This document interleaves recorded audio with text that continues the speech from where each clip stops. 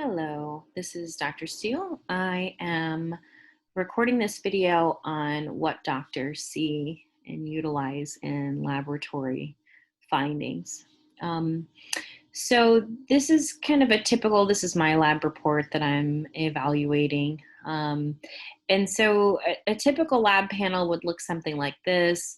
I run typical a CMP14, which is your comprehensive metabolic panel, a CBC with differential, which is your expanded immune system, TSH and lipid panel. Typically on most patients that I see, I do sometimes, obviously run additional lab panels, but this is kind of a starting place that I start from. Um, if you went to an allopathic doctor, meaning like a medical doctor or something, they would run these same panels in like your annual physical. So sometimes patients will bring in what they've had run from, their annual physical, and I use pretty much the same panels to kind of start with and point me in the right direction. Biochemistry is like, gosh, one of my first loves, and evaluation of lab panels are also one of the things that I absolutely just love and adore. And so I wanted to create this video for you guys to understand kind of how I look at lab work, because it's not as simple as you may think. So, you would get a standard panel like this at your doctor's office. Maybe there's some highs and lows on it. They would kind of look at your general information. Oh, that's interesting. Your potassium's high. You may ask about that, and they may go, oh, I don't know, whatever. Or they may, oh, no, not a big deal. Everything looks normal. Everything is within reference range. Oh, my triglycerides are a little high, but your HDLs are good, so you're good. Your cholesterol looks good, etc. And that would be kind of what they would talk about. They really wouldn't have like a whole bunch of clinical significance, especially if I didn't present with any symptoms or anything like that. So most people are used to kind of getting a lab report like this and some abnormalities in it, and then they go, I don't know. So then let's look at kind of how I look at lab work. Lots of pretty colors. So I track my lab work, pretty often, as you can see, 2 to 3 times a year. 2019 is kind of slack on the lab report, but and then I'm probably going to be due here for a new lab soon. So first thing we look at is correlations, right? So I have a family history of diabetes, so I'm always watching my glucose and managing my glucose and keeping that kind of within normal ranges. And I'm also always doing work on different parts of my lab panels. So my BU and creatinine, I'm looking at my dehydration, my minerals, etc., and making sure that my adrenals are within balance. My adrenals are really kind of showing up here, potassium elevations there. Could be, adrenal, could be a little dehydration, but at least I brought it down from where it was before. I've also normalized my chloride as well. And then CO2. So I sometimes struggle with upper digestive issues. Not enough stomach acid and hydrochloric acid. I love spicy food, and spicy food sometimes loves me. So you see it kind of shot up there as I was getting really excited with my spicy food. And so, I brought that back down to normal ranges because of the impact of the spicy food, right? It does affect some of my proteins. And then too, because I get busy and I'm not paying attention to my protein levels, either I'm not sometimes efficiently breaking my proteins down, or I'm not getting enough protein, or I'm going amino acid deficient. So we'll see there's some challenges within my total protein count. A little bit of irritation on my liver there with the globulin, but all in all, with my proteins and my calcium's looking pretty good. Alkaline phosphate, I do need to work on that. This is a zinc deficiency and also an indication of the lining of the digestive system. So always working on making sure that that lining is working well. My liver enzymes look great. Noticed back in 2018, my liver enzymes were not looking so great. They were double what they are now. And you'll see that kind of significant translates to my cholesterol, triglycerides, LDL. Geez Louise, what was going on there?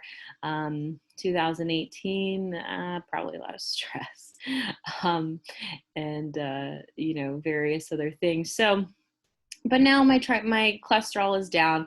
My tris have come down to, you know, a little bit on the lower end. So I just want to make sure that my liver is nice and supported.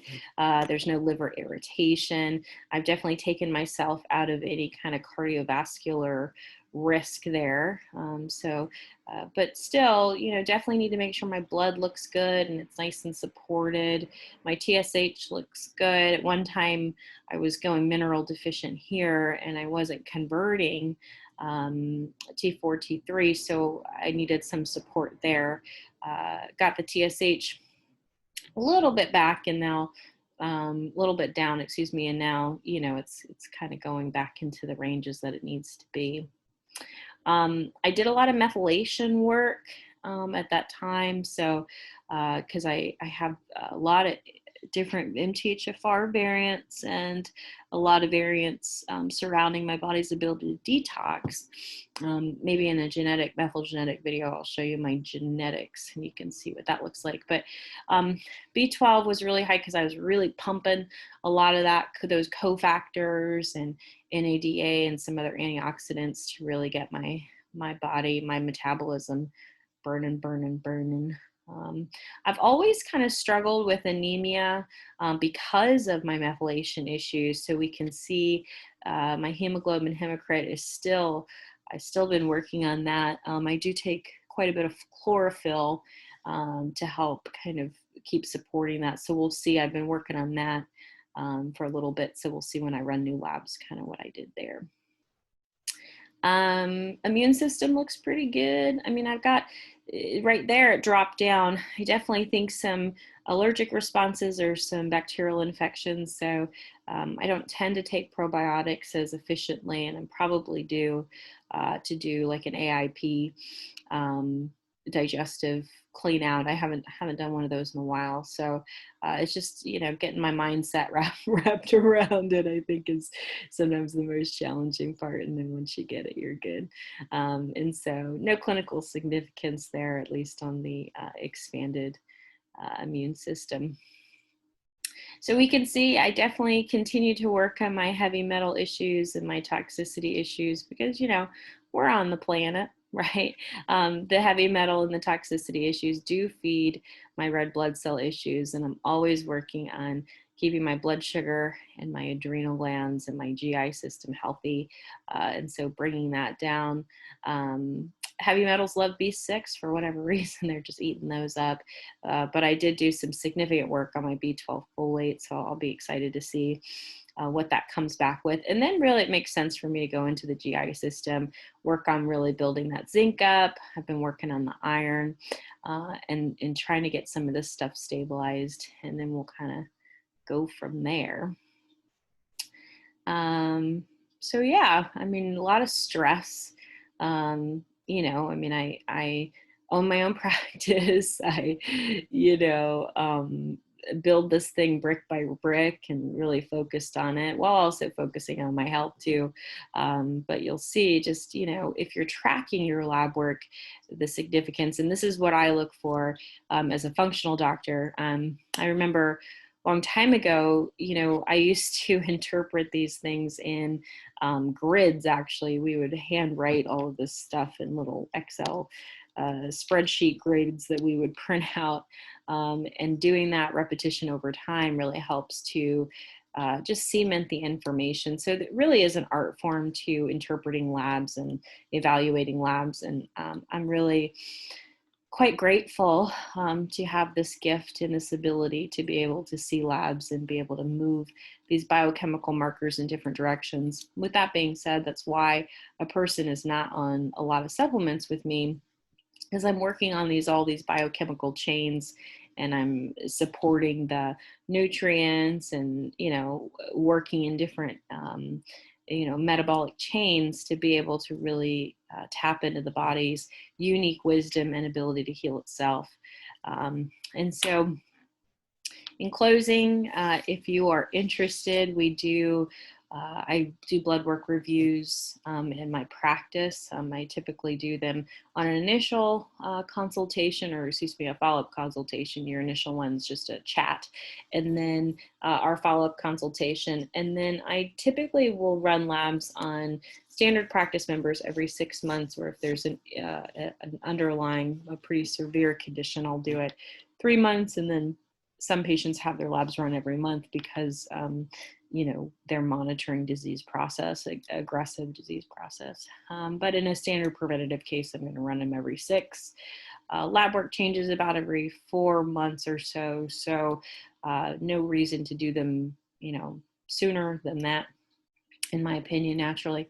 And so if you have labs for the last 4 months, I can always use those. And then if you need labs run, I can do that as well. So thank you so much for tuning in. And this is what doctors read in lab work.